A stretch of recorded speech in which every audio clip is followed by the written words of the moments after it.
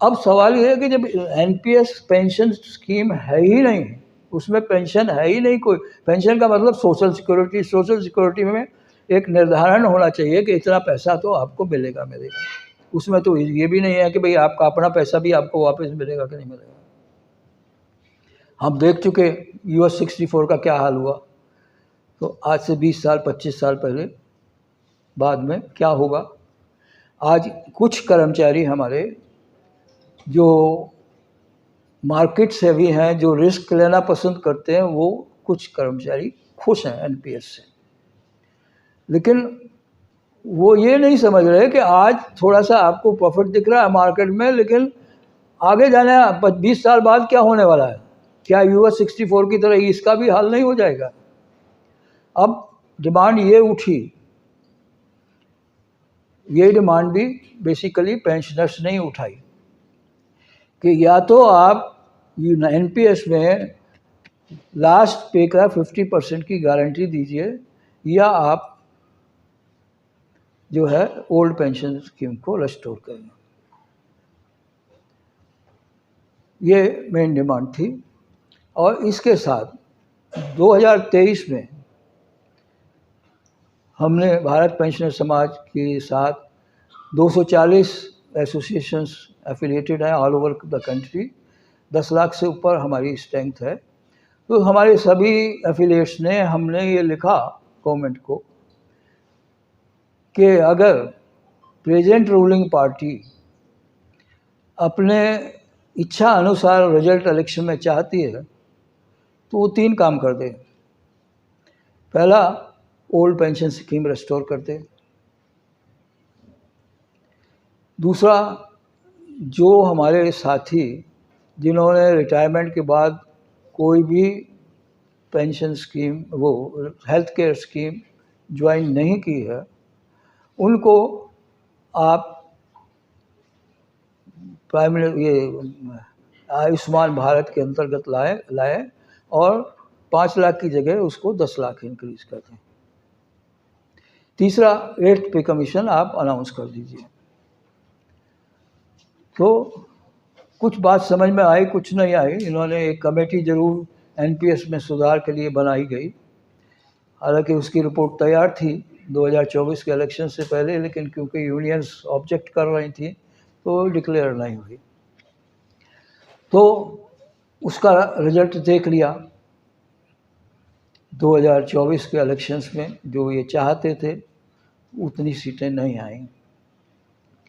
अब दिल्ली का इलेक्शन आया, उस समय हम लोगों ने फिर लिखा कि देखिए, दिल्ली की जो इलेक्टोरल है, वोटर लिस्ट है, उसमें 67% कर्मचारी और पेंशनर्स हैं। अगर आपको दिल्ली जीतना है तो 8th पे कमीशन तुरंत अनाउंस करिए, और 60+ के जो लोग छूट गए हैं हेल्थ केयर स्कीम से, उनको कवरेज दीजिए। अब कुछ बात समझ में आई इनके। 8th पे कमीशन तो तकरीबन सभी ने उम्मीद छोड़ दी थी कि ये गवर्नमेंट 8th पे कमीशन देगी, पार्लियामेंट में भी इन्होंने कह दिया था, लेकिन 8th पे कमीशन अनाउंस किया। 60+ की जगह 70+ से आयुष्मान भारत को कवर किया, लेकिन दिल्ली में कवरेज 10 लाख का, बाकी जगह 5 लाख का क्यों भाई? फिर ये आ गया। अब दिल्ली इन्होंने जीत लिया, 8th पे कमीशन आज तक कॉन्स्टिट्यूट नहीं हुआ, उसकी टर्म्स ऑफ कंडीशन। अब वो होगा कॉन्स्टिट्यूशन, कब होगा? ये सारी पॉलिटिकल इश्यूज ले जाते हैं। ये बिहार के इलेक्शन से उसको लिंक करके कॉन्स्टिट्यूट करेंगे, और यूपी के इलेक्शन के समय इसकी रिकमेंडेशंस आएंगी जब। अब सवाल ये होता है कि हमें एनपीएस भी नहीं चाहिए। यूपीएस जो आया उसमें भी बहुत कमियां हैं, कम्यूटेशन नहीं है, पीएफ नहीं है, फैमिली पेंशन में भी सिबलिंग्स इंक्लूसिव नहीं है। तो आज भी सवाल जब ये आता है कि हमारे लिए कौन सी पेंशन अच्छी है, तो एक नेचुरल जवाब है ओपीएस। कि ओपीएस के अलावा कोई भी सूट नहीं करती, और ओपीएस का खर्चा जो है गवर्नमेंट के ऊपर बोझ नहीं है, ना टैक्स पेयर के ऊपर बोझ है। ये हमें समझाना पड़ेगा, आम पब्लिक को भी, गवर्नमेंट को भी, अपने आप को भी। अब होगा कैसे ये? तो देखिए, हमारा आज का मेरा आप सबसे निवेदन ये है कि आइए सब साथ मिलके लड़ते हैं, और सड़क पे नहीं, स्क्रीन पे लड़ते। ज़माना बदल गया, हमें भी बदलना पड़ेगा। तो अगर कर्मचारी और पेंशनर्स दोनों मिल जाते हैं तो हमारी स्ट्रेंथ है 7 करोड़ हिंदुस्तान में। स्टेट पेंशनर्स भी, ये भी, EPS 95 भी एक दुखी पेंशनर्स की जमात है, 80 लाख करोड़ है उसमें। अगर हम सब मिल जाते हैं तो 7 करोड़ हम बैठते हैं। अगर हम अपने परिवारों को भी साथ मिला लें तो देखिए कहाँ जाते हैं।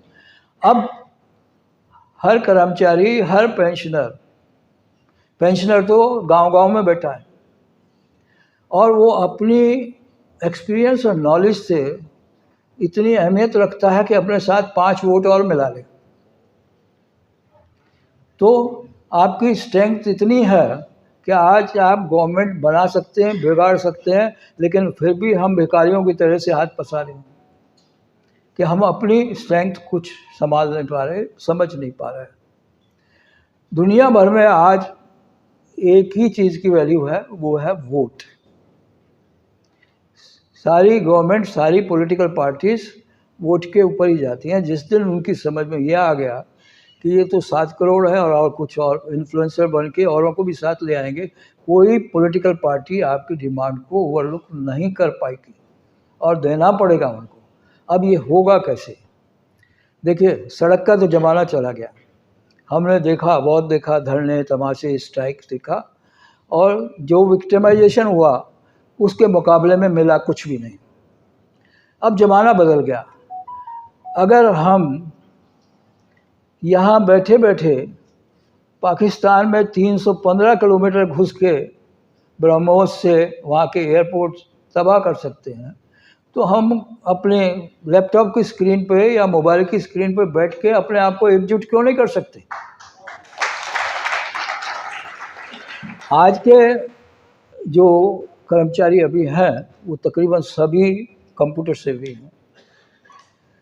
अगर हमारे हजारों लोग अपने सोशल मीडिया पे अपने अकाउंट्स खोल लें, और हमारे साथ इंटेलिजेंसिया भी है, प्रोफेसर मुखर्जी साथ में बैठे हैं, अब ऐसे लोग पोस्ट क्रिएट करें और बाकी हजारों लोग हमारे उन पोस्ट को शेयर करें, उनके फेवरेबल कमेंट्स देके उनको अगर हम बढ़ाएं आगे, और ये समझाने की कोशिश करें कि हमारी वोट पावर ये है, अगर आपने नहीं सुना तो आपको वोट नहीं मिलेगा। तो जो हमारा पहले नारा होता था ना, जो हमसे टकराएगा चूर चूर हो जाएगा, अभी हमारा नारा ये होना चाहिए, जो हमसे टकराएगा वो वोट नहीं पाएगा। जब हम उस बात पे आएंगे तभी कुछ हो सकता है। और जो लोग ये कहते हैं ना कि भाई ये कैसे होगा, कैसे पॉसिबल होगा, देखिए, जब लात पेट पे लगती है ना तो सब इकट्ठे हो जाते हैं। जब सवाल रोजी रोटी का आता है, आज सवाल रोजी रोटी का है, आपकी अपनी रोजी रोटी का नहीं है। आपके बाद आपके परिवार का क्या होगा, आपके रिटायरमेंट के बाद आपका क्या होगा, वो सवाल है।